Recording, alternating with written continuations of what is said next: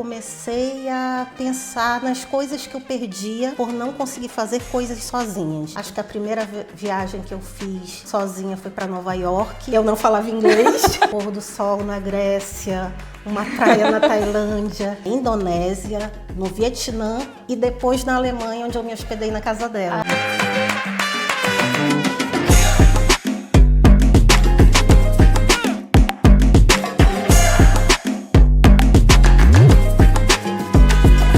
Oi, povo do YouTube, tudo bem com vocês? Sejam bem-vindos a mais um vídeo neste canal.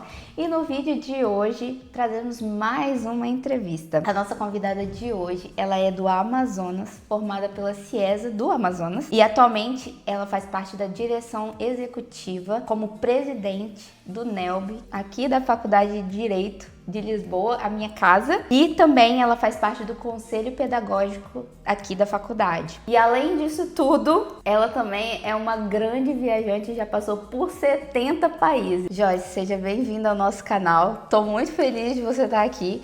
Quando a gente começou com esse projeto, você foi uma das primeiras pessoas que eu pensei para trazer. Pra gente começar o nosso bate-papo, eu queria perguntar: é mais fácil ser advogada no Brasil ou ser mochileira pelo mundo? Bem, primeiro, obrigada pelo convite. Eu saúdo a audiência. Ser mochileira tem muitos desafios, sem dúvida. Diria que ser advogada é mais difícil, porque, queira ou não, como mochileiro, nós temos aquela vivência de muitos momentos, um pôr do sol na Grécia, uma praia na Tailândia, e a advocacia é uma profissão muito difícil. Eu advoguei durante 16 anos no Brasil, e nesses 16 anos foi um período de muito estresse. O advogado A advocacia é um tipo de trabalho que, durante o final de semana, durante a noite, você continua pensando sobre os processos, você continua trabalhando, Exato. Os seus clientes continuam entrando em contato com você.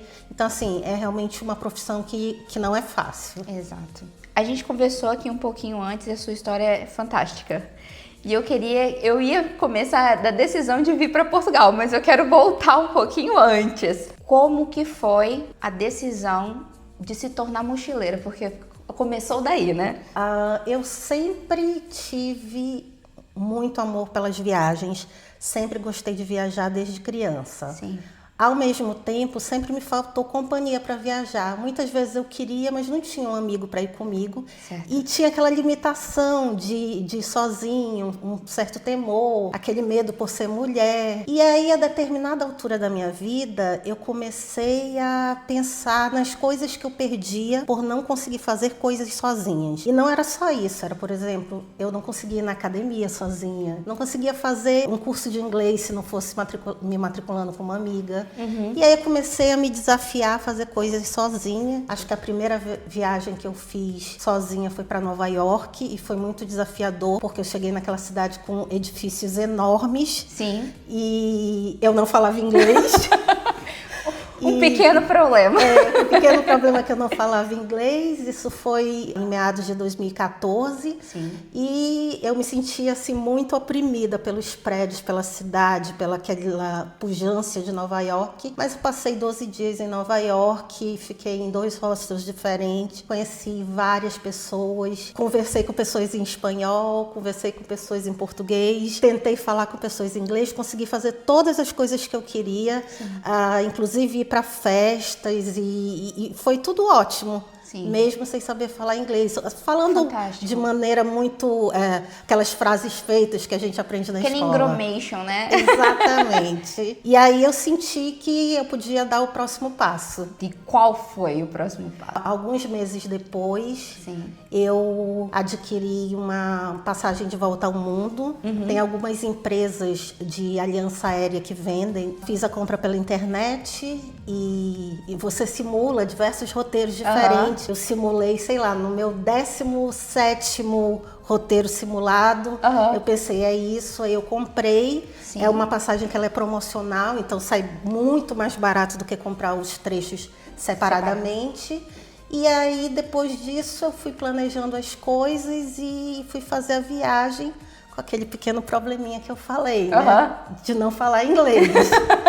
Então, o meu roteiro foi pensado para alguém que queria fazer a volta ao mundo e não sabia falar inglês. Ou seja, eu comecei viajando pelo Brasil, eu fui para o Chile e depois eu fui para a Austrália, onde me matriculei numa escola e passei um tempo tentando adquirir o mínimo de fluência necessária para fazer uma viagem. O seu primeiro contato com estudar no exterior foi se matricular nessa escola, e como que foi para você essa experiência de estudar fora, esse momento? Porque eu já fiz intercâmbio também, para mim foi desesperador, só que eu fui com 20 amigos, entendeu? Então não estava sozinha. Para você, como é que foi estando sozinha? Eu cheguei na Austrália à noite, tive problemas para pegar o transporte para ir para minha acomodação. Quando eu cheguei na acomodação, eu descobri que houve um erro na minha reserva. Oh, meu Deus. E eu não poderia ficar na acomodação naquele dia, eu só poderia na semana seguinte. Então eu precisava arrumar um hostel. Isso tudo, imagina, sem falar inglês. E levando-se em conta inglês australiano também. Meu Deus. É. Eu encontrei um rapaz que falava espanhol e estava no mesmo transporte e ele deu uma ajuda. Eu olhei rapidamente na internet um hostel e eu fiz a reserva. Só que como eu fiz muito rápido, eu não observei que tinha um limite de horário que funcionava o check-in do hostel.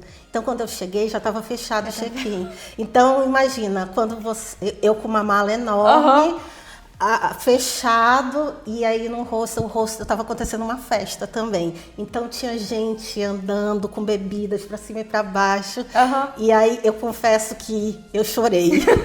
Me deu muito desespero, porque eu também não durmo em voos. E você imagina um voo do Chile para a Austrália, é muito cansativo. Muitas horas. Muitas horas. Aí eu comecei a chorar. Nisso apareceu uma pessoa do hostel e começou a fazer perguntas e eu tentando responder. E aí ele falou, não, espera. E aí ele voltou com o funcionário da limpeza. Aí o funcionário da limpeza abriu a porta e fez o meu check-in. Só que, como eu não entendia direito o que ele falava e nem ele me entendia, agora eu sei que ele estava perguntando qual era a acomodação que eu queria.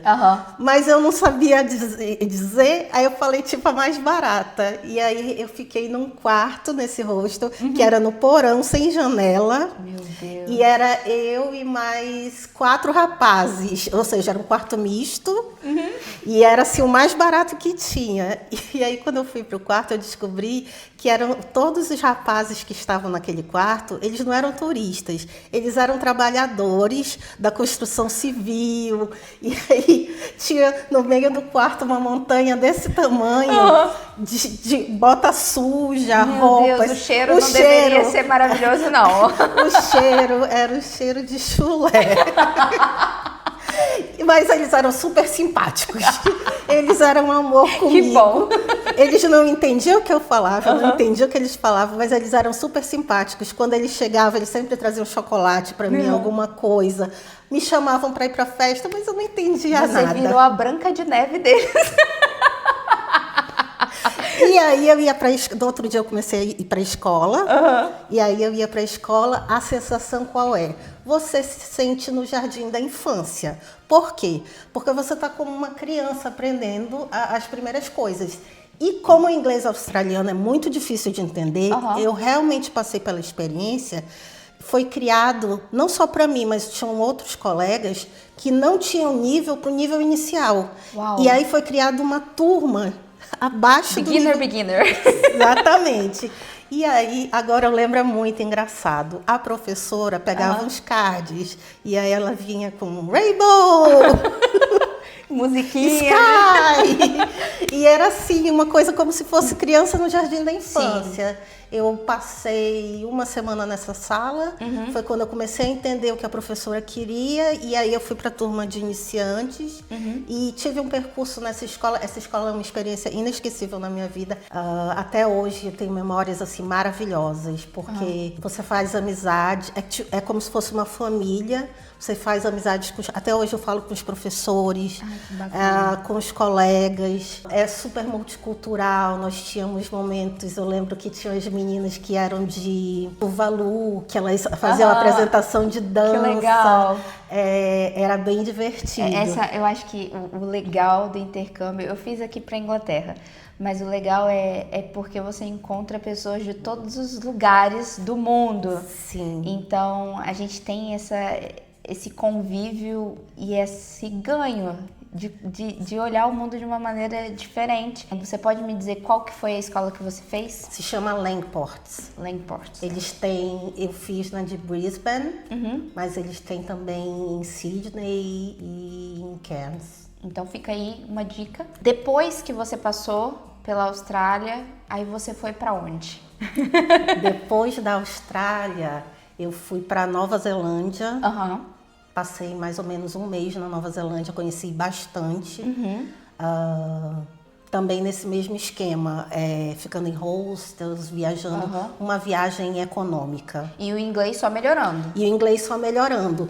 Na Nova Zelândia, eu fiz amizade com uma alemã, nós somos amigas até hoje. E aí é interessante porque ela estava fazendo uma viagem de volta ao mundo como eu. E lá na frente vai passar o tempo e nós vamos nos encontrar novamente na Indonésia, no Vietnã e depois na Alemanha, onde eu me hospedei na casa dela. Ai, que legal. E o que é interessante é que ela me dava muito feedback da melhoria do inglês. Quando ela me conheceu na Nova Zelândia, eu conseguia fazer as coisas, eu conseguia me comunicar, mas eu não conseguia conversar. Aquela desenvoltura. Não tinha desenvoltura.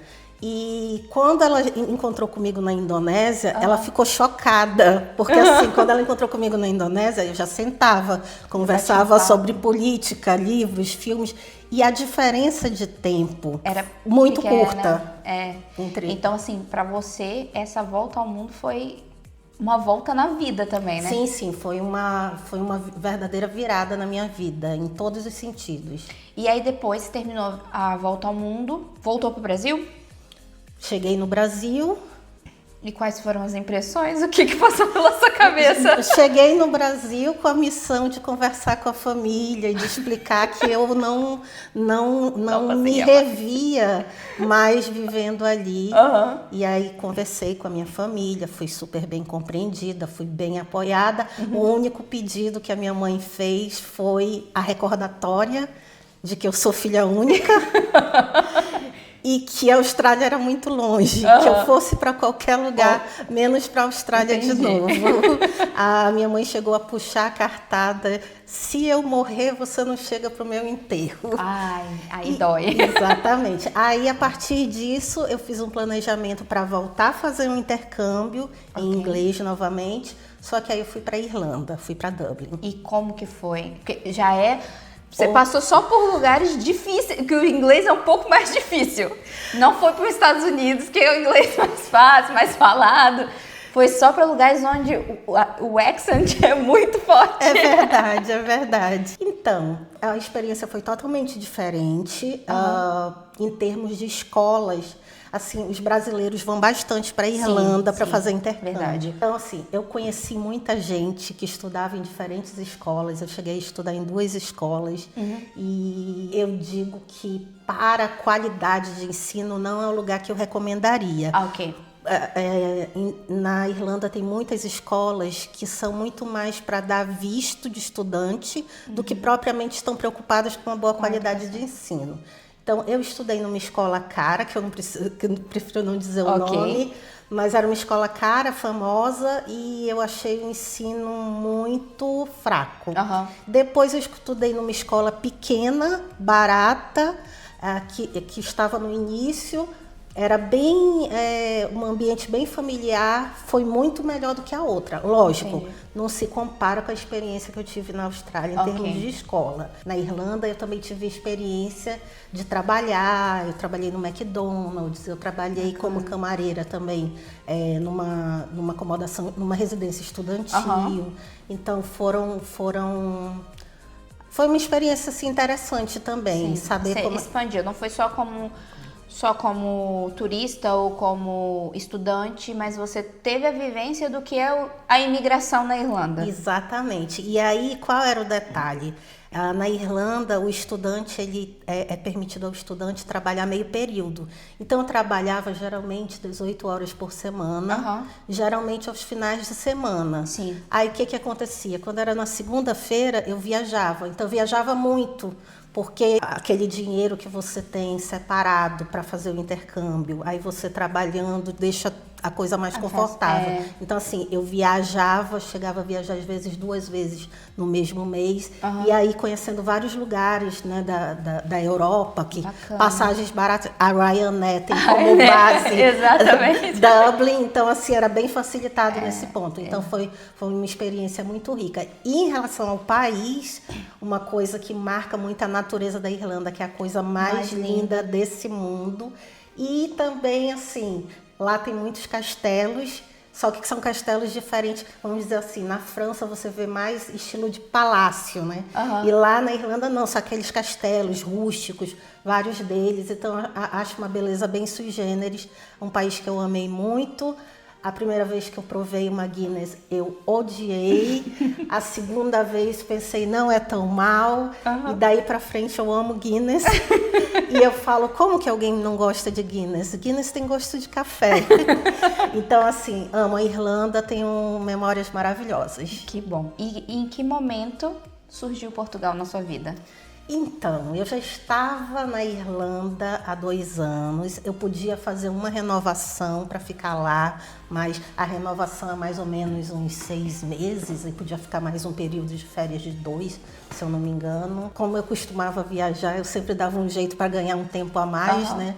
Mas assim, podia ficar mais um tempo lá, mas eu tinha vontade de fazer o mestrado. Cheguei a ver mais ou menos por lá como é que seria. Só que assim, uma coisa é o inglês que você tem, que é o inglês de rua, que eu digo. É o inglês que você conversa num bar, que você resolve suas coisas. É totalmente diferente do inglês com propósito acadêmico. Sim.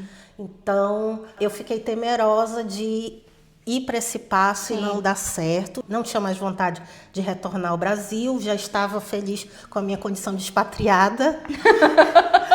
E aí eu pensei, bem, se eu for para Portugal, quanto antes eu for, eu posso começar um mestrado lá, eu não vou ter a barreira do idioma. E ainda por cima, em Portugal, com 5 anos vivendo legalmente, você pode requerer a nacionalidade. E foi esse caminho que eu segui. Entendi. Achei que seria o caminho mais fácil. Não foi tão fácil como eu pensei, mas a escolha foi por conta disso. Qual país você diria, esse país é lindo de viajar, mas também acho que a educação lá vale a pena, além de Portugal? Então, eu fiz o meu Erasmus na França, né, em Toulouse, e eu gostei muito. Para você ter uma ideia, do começo ao fim, eu achei que a assistência da universidade foi muito grande. O que aconteceu? É importante dizer que nós fazemos um processo seletivo na nossa faculdade de origem, no caso, eu sou da Faculdade de Direito da Universidade de Lisboa. Sou selecionada para ir para outra faculdade. Então, faço esse procedimento, a outra faculdade é avisada da minha nomeação. A partir de então, o que a faculdade fez? Eu não organizei as minhas coisas. Eu estava fazendo meus relatórios e aí não consegui organizar nada. E estava muito próximo da minha data de ida e eu não tinha visto acomodação, não tinha visto nada. E eles mandam um e-mail dizendo assim, olha, queremos informar que reservamos um estúdio para você na residência estudantil tal, do período tal, período tal. Se você não quiser, por favor, nos avise. Se você quiser mudar as datas, por favor, nos avise. As condições da acomodação estão nesse link. Aí fui ver as condições da acomodação. Aí eu fui ver o preço. Aí o preço era como 330 euros. Uau. E o depósito era de 100 euros. O que talvez as pessoas não saibam, é realmente muito barato. Muito! É realmente muito barato. Então, assim, na mesma época que em Portugal, eu pagava 350 numa residência compartilhada, com despesas à parte, né? Sim. Aí eu olhei e pensei, bem, deve ser muito longe da faculdade, mas tudo bem, porque como eu sou do mestrado, como pesquisadora, se você for 2 vezes por semana na faculdade, está ótimo. E eu fui sem verificar muito as coisas. Quando eu cheguei na cidade, eu fui ver onde era. Era do lado Fantástico. do edifício da faculdade. Fora isso, eles tinham um escritório para nos receber, uma recepção para os alunos. Tinha uma entidade estudantil de lá que tem em vários países da Europa, a Erasmus Network, que também apoiava. Então, assim, eu achei muito interessante. A faculdade era muito boa, os restaurantes voltados para os alunos eram muito bons. E eu, inclusive, voltaria a morar em Toulouse novamente. A cidade é maravilhosa também. Que incrível. Quando a gente faz o processo do Erasmus, você escolhe ali, né, para onde você gostaria de ir, tem as opções. E como é que foi tomar essa decisão de ir para a França? Foi uma coisa assim já consciente, eu quero ir para a França, ou você queria ir para outros países também, mas ali foi onde vocês, assim, as condições eram melhores para você? Na época eu queria ir para uma universidade que fica na Bélgica. Só que essa universidade não estava aceitando alunos de mestrado e doutoramento. E aí a minha segunda opção foi Toulouse por conta da minha área de estudo. Eu sou da área do Direito Econômico Internacional, então lá eles têm estudos relevantes, eles inclusive têm obras originais de um autor que é muito relevante na área da proteção do direito do investimento internacional. Uma obra super difícil de você encontrar, e lá eles têm vários originais. Entendi. Então, assim, foi uma questão de estudo mesmo, de pesquisa. Exatamente. Eu sei que existem alguns Erasmus que são feitos, tem pessoas que vão apenas para pesquisar e tem pessoas que vão e fazem realmente aulas. O seu foi só de pesquisa ou você teve aulas? Então, é assim, tem 3 tipos de Erasmus. Um de estágio de trabalho, um de estágio de pesquisa e o outro de estudo. O que eu fiz foi o de estágio de pesquisa. Porém, no estágio de pesquisa, a faculdade de Direito não exige que você faça aulas. Porém, a faculdade de destino eventualmente pode exigir. Então, nós estamos sujeitas às regras da casa e às regras também da faculdade de destino. No caso da minha, ela não exigia nada. E ela também, se você quisesse se matricular em alguma disciplina, ela não permitia, mas ela permitia que você assistisse qualquer uma das aulas. Então, assim, assisti algumas aulas lá. E como que foi o desafio da língua? Você falava francês quando foi? Ai, boa pergunta.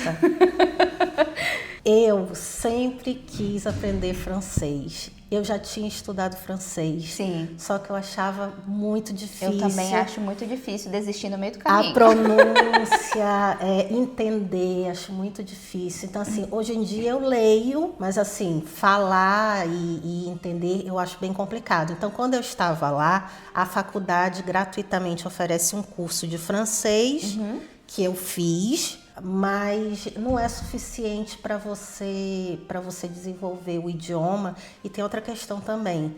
A época que eu fui na época da pandemia e numa época que era o momento que começaram a exigir a 3ª dose obrigatória. Da vacina. E aí eu tive um certo probleminha porque eu tinha 2 doses em Portugal, aí eu estava na França, eu fui tomar a 3ª dose lá, mas eu não podia entrar em lugar nenhum porque não havia eles não conseguiam integrar as minhas 2 doses de Portugal lá. Uau! E eu também não perguntei, seria arriscado eu tomar outras 2 doses lá, porque também a vacina tem risco de problemas cardíacos, você tem que tomar só dentro da recomendação médica. Então, eu passei, o tempo que eu morei lá, um período muito curto que eu pude entrar em restaurante, mas a maioria do tempo não. Era sempre a céu aberto, tudo bem, mas lugares fechados era mais complicado. Entendi. Então acaba que, por conta da pandemia, você não teve tanto o desafio de ter que utilizar a língua, né? Exatamente. Até porque, eu não sei, tem muito tempo que eu não vou na França, mas eu sinto que tinha um pouco de receio do inglês, do uso de inglês lá. Tem. Quando eu tentava me comunicar, como eu não conseguia em francês, mas eu aprendi uma coisa também. É porque o francês, ele ama o idioma deles. E eles têm que amar, porque realmente certo, é um idioma a gente também ama o português. Exatamente. Só que nós amamos o português, mas se alguém chegar falando inglês conosco, a gente sabendo responder, nós respondemos. O francês se sente ofendido do tipo... Porque você acha que eu tenho a obrigação de saber inglês? Tem toda uma questão histórica também. Exatamente. Mas se você chega, né, abordando, pardon, você tenta falar umas palavrinhas, aí você diz que não sabe falar francês em francês, e aí você começa no inglês, eles são receptivos. Um pouco tímidos para falar inglês, porque eles acham que não falam bem, mas eles são receptivos se você for por esse caminho. Entendi, bacana. Joyce, a gente vai ter parte 2 desse vídeo, porque a sua história é tão gostosa de ouvir que não tem como, a gente não conseguiu nem entrar ainda na questão da faculdade daqui, mas eu queria que você deixasse um recado antes da gente partir para a parte 2. Eu acho que o que mais conversamos aqui foi sobre a questão do inglês, de se desafiar, de fazer alguma coisa nova, dar uma virada de chave na vida. Eu queria que você deixasse um conselho para uma pessoa que está pensando em fazer isso, mas ainda tem suas dúvidas, tem receios, porque existem muitas pessoas por aí que, como você, tinham medo de fazer qualquer coisa sozinha. Exatamente. E você se aventurou e você mudou completamente sua vida. Então, o que você pode dizer para essas pessoas? Para quem pretende aprender o inglês, ir para uma experiência de intercâmbio em outro país, o que eu recomendo em primeiro lugar é muita pesquisa. Há muitas opções, geralmente Canadá, Austrália, Estados Unidos. Eu acho que não tem um lugar certo para você fazer, um lugar que seja melhor do que o outro. Você tem que pesquisar e adequar de acordo com a sua necessidade. Eu sei que algumas pessoas têm um budget mais limitado, precisam trabalhar. A Irlanda é uma boa opção. Agora, em termos de qualidade de estudo, já não é tão bom assim. A Austrália é um lugar que tem... as escolas que não são tão boas são muito melhores do que as escolas da Irlanda. Então, assim, em termos de qualidade de estudo, eu acho que é muito melhor, mas, obviamente, uma passagem para a Austrália custa um valor absurdo. Na Austrália, você paga também um valor alto para obter o visto. Isso tudo tem que ser levado em conta. Aí tem os Estados Unidos, que eu acho que tem lado bom e lado ruim. Às vezes você pode encontrar muitos brasileiros também fazendo intercâmbio lá, assim como tem na Irlanda. No Canadá talvez você encontre um pouco menos, mas aí tem outra barreira, que é a questão do clima, que muitas pessoas não se adaptam. Vejam bem essa questão do clima, a sua capacidade de se adaptar num clima frio. Não vá para um lugar muito frio se você não tem essa capacidade de adaptação. Tente se organizar financeiramente, porque eu vi muitas pessoas passando realmente necessidade. Nós já chegamos a dar abrigo em casas assim que eu morei para outras pessoas que não tinham condições financeiras mais de pagar a residência. Então, acho que isso é uma coisa importante, organização financeira e pesquisa para que haja uma organização de toda a logística que está envolvida nisso. Quero agradecer a você que chegou até o final desse vídeo. A Joyce volta com a gente semana que vem. E é isso, gente. Um super beijo, fica com Deus, até o próximo vídeo e tchau, tchau!